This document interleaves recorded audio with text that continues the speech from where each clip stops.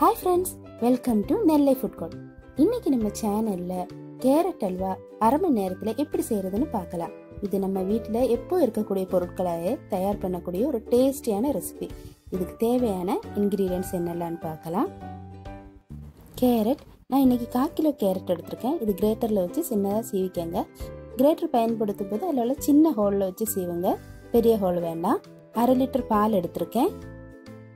சீனி 150 கிராம் எடுத்திருக்கேன். நெய் 25 ml எடுத்திருக்கேன். கேஷ்யூ நட், கிஸ்மிஸ் பழம், 4 ஏலக்காயும் தட்டி வச்சிருக்கேன். இப்போ இந்த கேரட் அல்வா எப்படி செய்யறதுன்னு பார்க்கலாம். பாத்திரம் சூடானதுக்கு அப்புறமா நம்ம எடுத்து வச்சிருக்கிற நெய்யில 1 ஸ்பூன் நெய் மட்டும் சேர்த்துக்கலாம். நெய் சூடானதும் நம்ம கேஷ்யூ நட், முந்திரி பருப்பை சேர்த்து 1 நிமிஷம் வறுத்து எடுத்துக்கலாம்.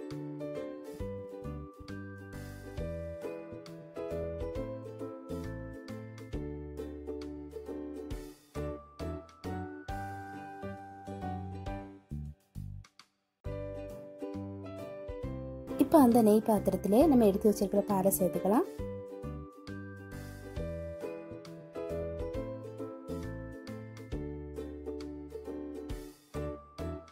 பால் கொதி வர ஆரம்பிச்சதும் நம்ம கிரேட் பண்ணி வச்சிருக்கிற கேரட்டை ஆட் பண்ணிக்கலாம். கேரட்டை கொஞ்சம் கொஞ்சமாக ஆட் பண்ணி கிளறி விட்டுக்கோங்க. கேரட்டை முழுசாக ஆட் பண்ணதுக்கப்புறம் ஒரு 15 நிமிஷம் கேரட் அந்த பால்லே வேகட்டும். இடையில இடையில கிளறி விட்டுக்கிட்டே இருங்க, இல்லைன்னா அடி பிடிச்சிரும்.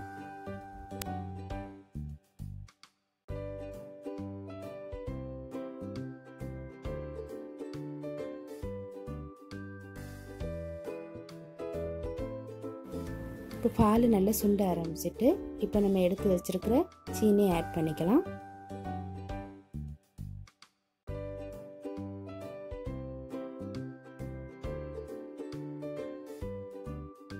சுகர் சேர்த்ததுக்கப்புறம் நல்லா கிளறி விட்டுக்கோங்க.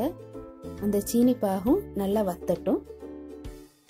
இப்போ அந்த சீனி பாகும் நல்லா வத்திட்டு இப்போ நம்ம எடுத்து வச்சிருக்கிற நெய்யை கொஞ்சம் கொஞ்சமாக ஆட் பண்ணி கிளறி விட்டுக்கலாம். இந்த நெய் திரண்டு வர்ற வரை நம்ம இந்த நெய்யை கொஞ்சம் கொஞ்சமாக ஆட் பண்ணி கிளறி விட்டுக்கிட்டே இருக்கலாம்.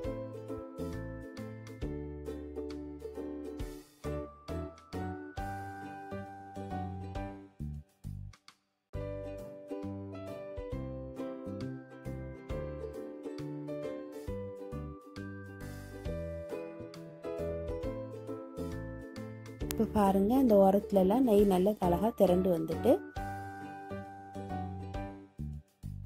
இப்போ நம்ம வறுத்து வச்சிருக்கிற கேஷ்யூ நட்டையும் கிஸ்மிஸ் பழத்தையும் சேர்த்துக்கலாம்.